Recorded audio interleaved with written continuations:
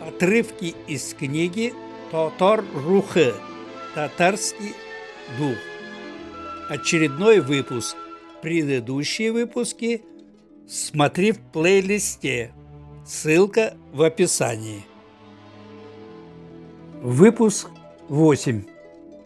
Паташа бизнес императора.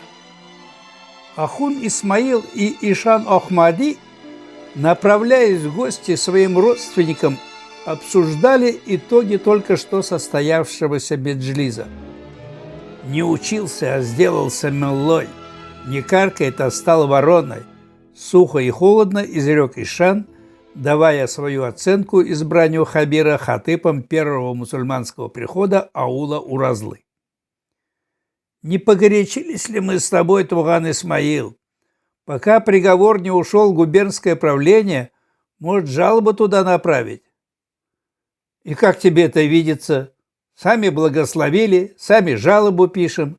Что тебя смущает?» «Его имя? Хабир? И что тебе не нравится в этом имени?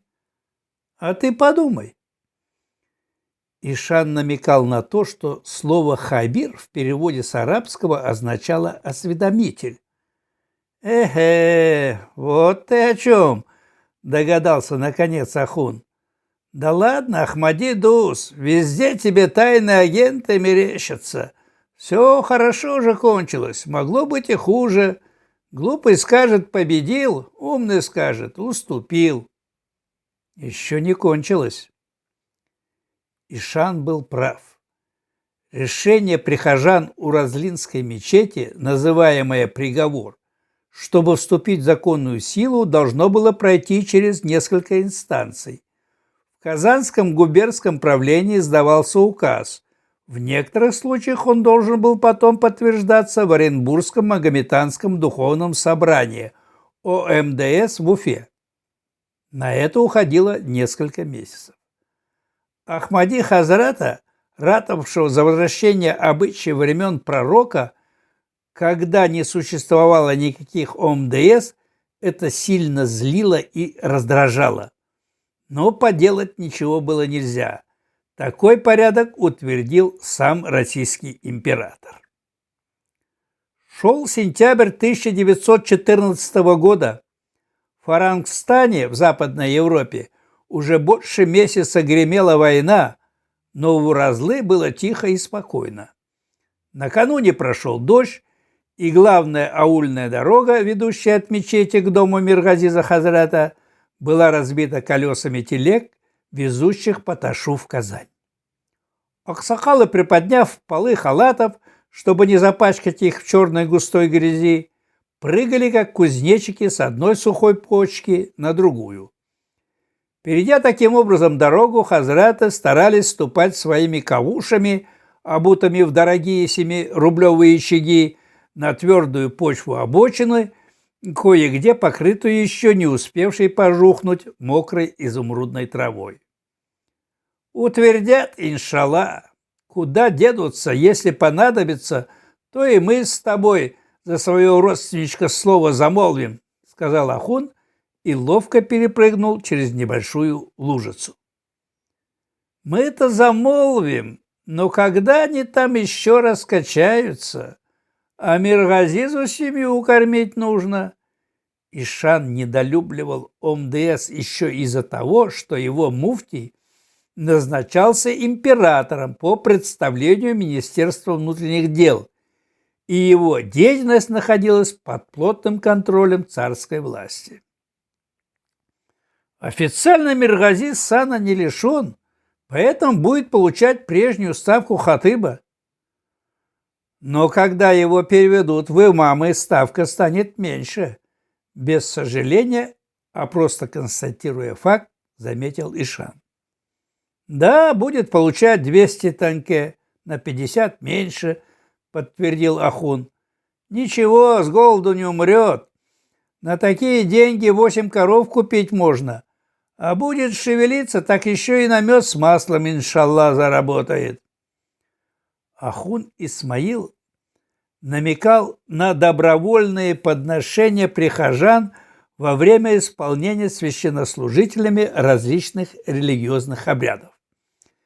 Этот вид дохода считался не то чтобы нелегальным или предосудительным, но некоторые авторитетные богословы резко его осуждали, в том числе Ишан Ахмади.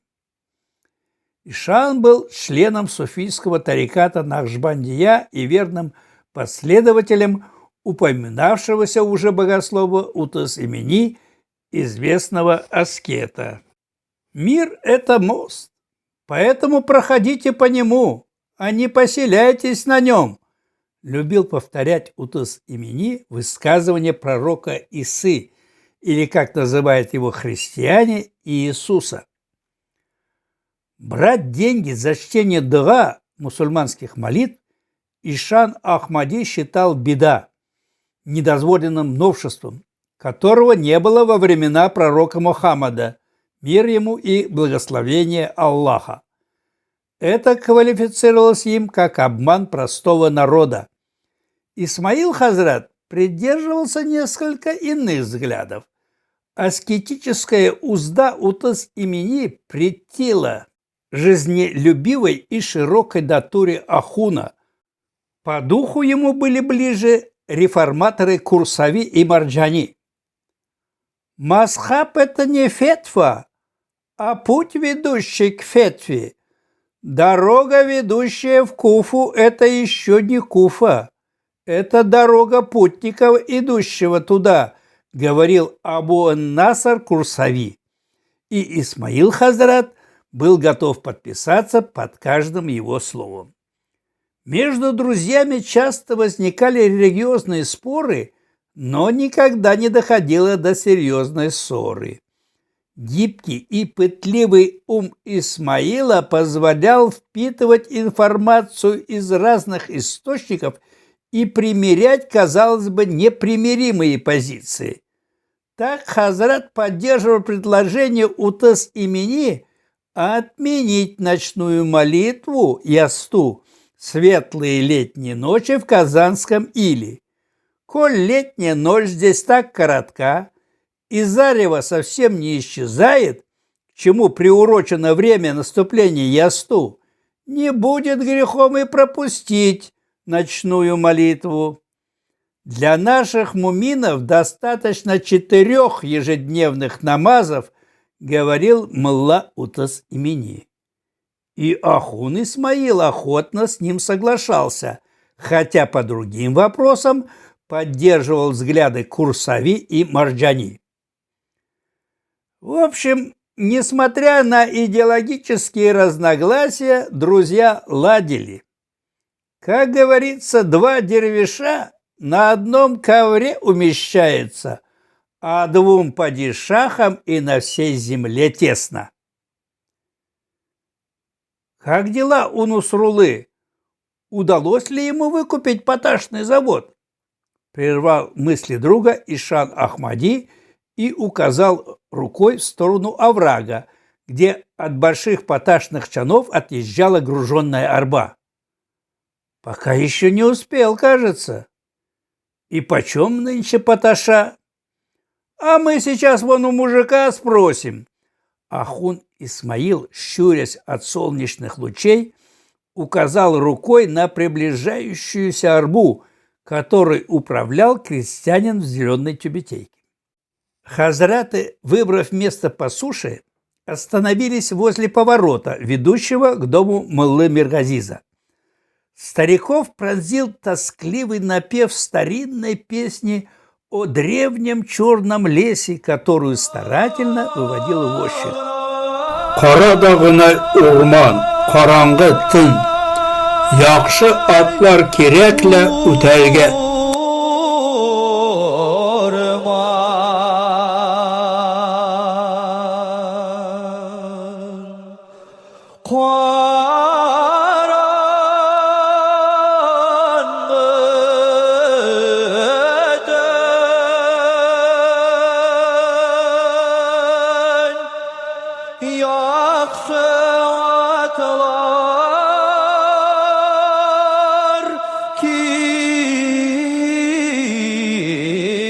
Kira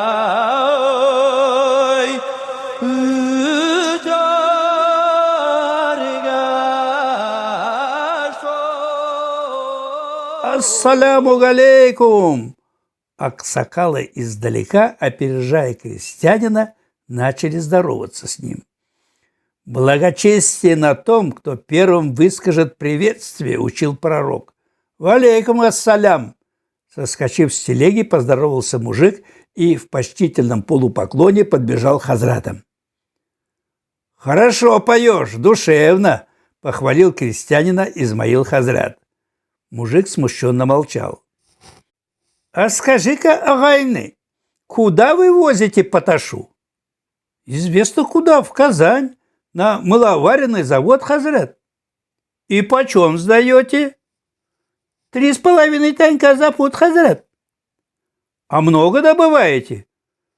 «Да пудов 300 за сезон выходит».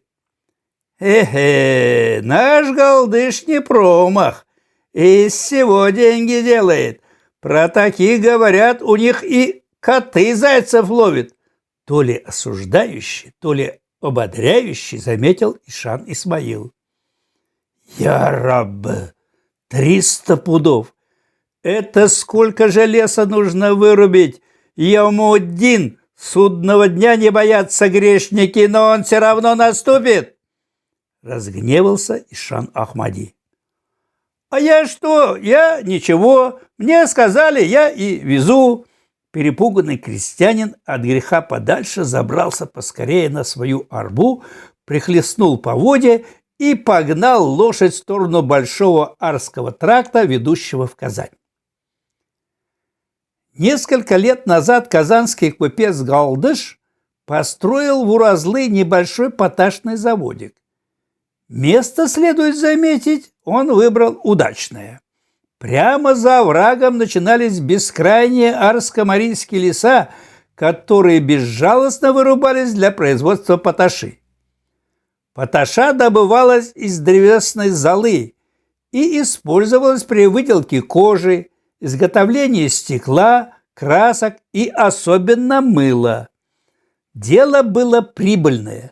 Старший брат Миргазиза, казанский купец первой гильдии Насрулла, собирался выкупить у Галдыша поташный заводик, установить чаны побольше и, увеличив объемы производства, начать поставлять ценный полуфабрикат за рубеж, мыловаренные заводы Стамбула и Берлина.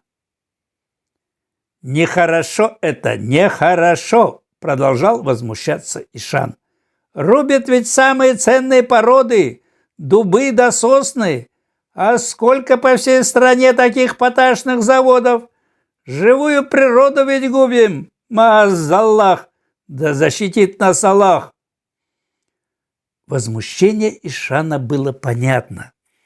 Согласно учению Утас-Имени, даже ветка дерева, сломанная без острой необходимости, есть отрицание даров Всевышнего, а тут целые леса по всей стране уничтожались. Ты же знаешь, дорогой Ахмади, что сам император велит повсеместно строить поташные заводы. Много заводов принадлежат ему лично, его свите. Вот и я говорю, река мутнеет с истока, судный день наступит, и ни один правитель его не избежит. Глаза Ишана недобро блеснули.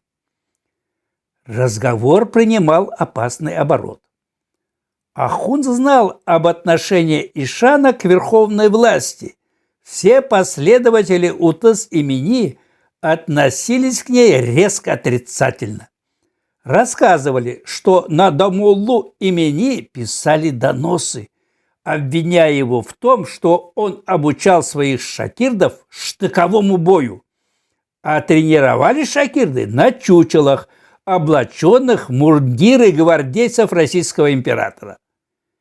Мулла сбежал от ярости самодержца в благословенную Бухару.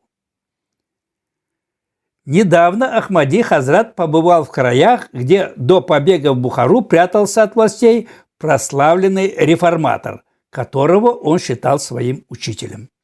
Хотя никогда с ним не встречался, Имени умер за 6 лет до рождения Ахмади. Раз в 2-3 года Ишан навещал Куакбаши своего давнего друга, с которым в юности учился в казанском медресе. Мулла Гемадетдин, так звали товарища, приходился внуком Утас-Имени, и Ахмади любил вести с ним философские беседы. Аул Куакбаш скрывался в лощине между холмами, с которых начинались Уральские горы. Холмы были густо усыпаны диким непроходимым лесом, но алчные предприниматели добрались и до этих глухих мест, установили поташные чаны и запретили жителям села ходить в лес.